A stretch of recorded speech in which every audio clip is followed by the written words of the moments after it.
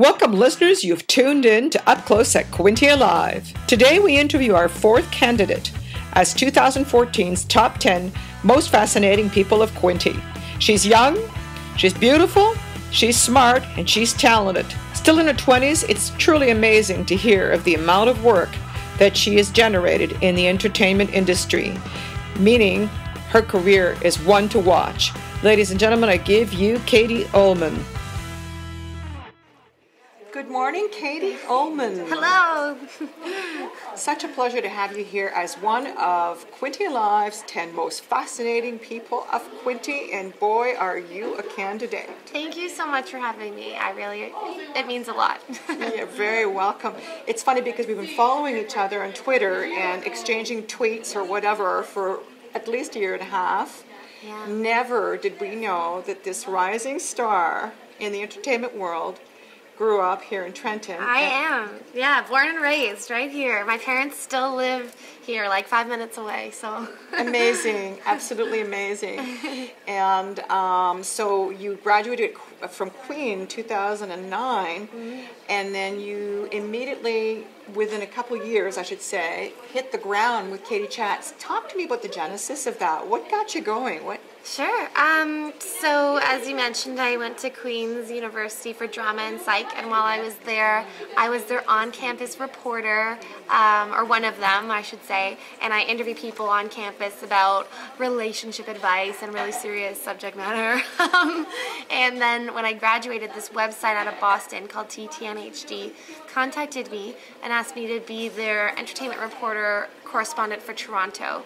So even though I really didn't have any experience, I said yes, and through them I started getting a lot of interviews, and I went to the Oscars a few times, which was really, really cool. And then after a few years of working with them, I decided to focus on Canadian talent because I am Canadian and I'm very proud to be from this amazing country. So I started Katie Chats with my mom. And me and my mom, we're still going strong. We have our moments, but we get along most of the time, and we're 3,000 interviews in. So she's in the back end of production. Yeah. So she produces the show. She also does my camera work a lot of the time. Amazing. And then she edits. So I could not do it without her. Joanne Uhlmann is amazing. Well, you know, it's funny because I've seen her work, her previous work. She might not want to be reminded of this, but she ran Spy Moms. Yeah, she did. In Trenton, which are little comedies, and she can get away with it because we wouldn't identify her with the caps and sunglasses she wore. Yeah, it's pretty funny. But clearly she learnt the ropes then. Yeah. So you've got a mom who gets what you do, and you have these web productions. 3,000 interviews, Katie? Yeah. Wow. Can you mention to the audience a few of the top people you've interviewed? Let's just do a little name dropping. Okay, well, there's been a lot, so it's hard.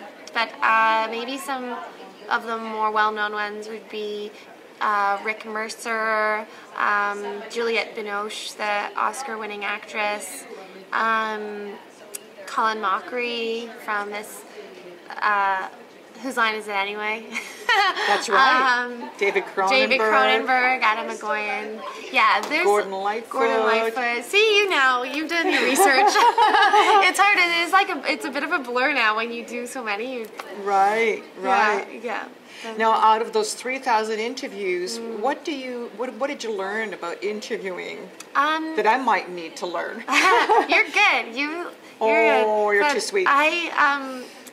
Actually, Richard Krause, who's a film critic in Toronto, he's often on TV as sort of a TV expert. I interviewed him and I asked him for advice, and he said that what he does is he researches his subject inside out and will know everything he possibly can, and then kind of just lets the conversation happen. And after talking to him, I tried to incorporate that. Sometimes you don't have enough notice, but for the most part you do. Right. And so I tried to do that, and it's not very good to wing it, is it? No, you get better answers if you have if you have at least some sense of the person and who they are. I mean, right. So, you know, so that's really good advice.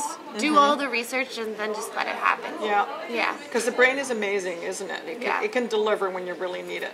Yeah, it can. It can. And just I think it's hard because sometimes, and I do it as well, I want to, if I'm nervous for an interview, I want to pre-plan those questions, but to just sort of trust yourself, you know, and... It's funny, I'm interviewing you about interviewing. Well, it happens. Well, you're amazing. So you did this project, you had this entrepreneurial spirit, and you did this project, and there wasn't a voice inside of you saying, maybe I can't do this. You went for it, you did it. Went through it. I mean, it's really a strange thing starting something, because I remember the first time I decided I was going to do Katie Chats, and I just stopped reporting for the other network and just started, I'm reporting for Katie Chats. I felt like I was like a scam. Like I just kept laughing because I was like, I just made this up. But then if you do it enough, it just becomes a thing, and you're like, well, we're doing this now.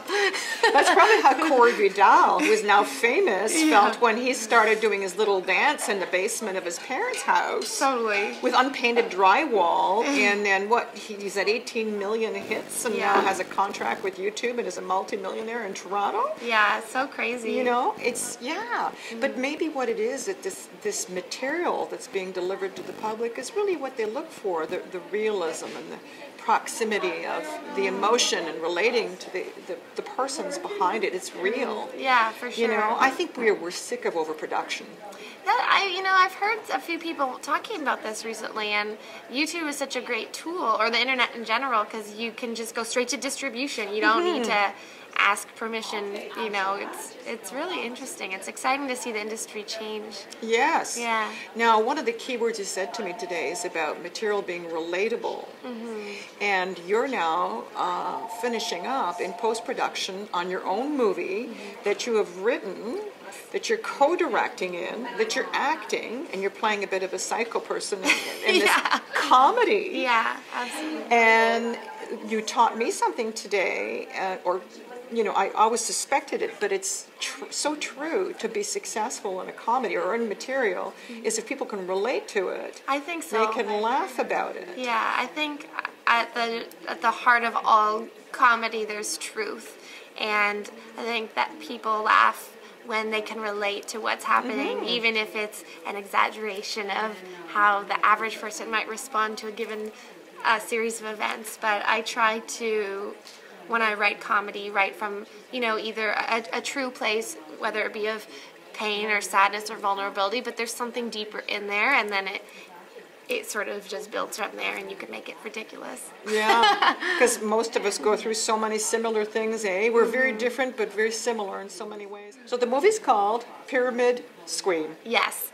All right, tell me about that. Okay, so it is an absurdist comedy about one woman trying to sell another woman on joining her pyramid scheme. So when a friend is selling a product and they want you to sell that product, and then they make money off of your sales, this is what we're talking about. I hope that makes sense. But I had been approached a number of times by people who I thought wanted to be my friend. I had a really cool girl in Toronto who's also an actress ask me out for coffee, and I was really excited to go. And then I showed up, and and she immediately tried to sell me on this product that she wanted me to sell. And anyway, after this happened for the 5th time, I decided to write a film about it. So that's good. I love that topic. Thank you. That should fix them all real good. Yeah, they deserve it. So the message is: be wary when people ask you out for coffee. Yeah, never trust anybody again. Yeah. So you are this interviewing force. Oh. You are a writer, you are a director, you are a producer, and an actor. And you told me that your favorite thing is to act. It is, yeah. That's my passion. I love, different aspects of the industry, but acting was my first love. I started doing theater in high school, and you know, it's where I'm most alive, I think. And it's not easy to do. People assume that acting is anybody can do it. I know I've done some really bad acting in my lifetime. Yeah, it's very difficult, isn't it, to get in character and emotionally. Yeah, and I think that sometimes people don't realize how much training actors do, how much work goes into it, or even preparation if you haven't had formal training, because you know, I got a degree in drama, and then I've been studying, you know, at Second City and on camera classes, and there's always it's like crazy. There's always room for improvement. I feel like I'm always learning, and it's bottomless work. It's just there's a lot that goes into the craft. Now talk about how you finance this production. I love that story. Yeah, well, I met my co-director, Daniel Oren. He's an award-winning filmmaker. I met him on set of a TV show that I was acting in, and then I ran into him on the street randomly after that, and he was like, what are you working on? And I told him, and he was like, I love to be involved. So Daniel co-directed it with me, and he brought his crew from TV. And then aside from that, I asked a lot of favors, and so I don't know how I'm going to pay everyone back. I'm going to have to buy a lot of beers, as I told you earlier. Yes. But yeah, so I got really lucky. And but the people who are in the film industry are so passionate about storytelling that even sometimes if they're working for free and it's on a weekend, they're so happy to be there, and it's kind of a magical experience, I think. So. Yeah, and you never know when you're actually hitting the jackpot on a production. You have to open your mind and not be pretentious about joining in on something. Totally. It's kind of a give back thing in the industry, isn't it? It is, because people have projects, you know, that can make you get paid a lot for commercials and certain things, but sometimes your heart isn't always completely in those projects. So when you can make art, when you can make something you're really passionate about, it can be really exciting. But you know what, Katie? You'd be hard to say no to. Oh. On that note, thank you so much, Katie Uhlmann, Katie Chats. It's okay to call you both. Either as long as they call, right? Yeah. Thank you so much for having me. Oh, you're very welcome. Congratulations, and I am going to be watching your career. Thank you, and likewise. Pardon us, ma'am. Yeah? Me and my cousins were wondering if you were real. Real? What do you mean by real? Like a real-life hooker. We're from Bumblefuck PEI. We don't got real-life hookers there. Well, today's your lucky day. We're having now coupons here. Well, do you at least mind if we get a picture with you? You're one of the prettiest girls we've ever seen. All right, but make it quick, and only because you guys are first-timers. My turn, my turn. For the love of God, hurry it up. Quick, come on. Love hockey? Boring. Championship football? Lame. But when it comes to HOH, game on! I'm in it for the competitions. What are you? Oh no! I've forgotten my password! And the computer's gonna self-destruct! Call the IT manager! Hurry! Quick! Think of a new password! There's no time! Come on! Kitten Rainbow Magic! Kitten Rainbow Magic? Kitten Rainbow Magic! Kitten Rainbow Magic!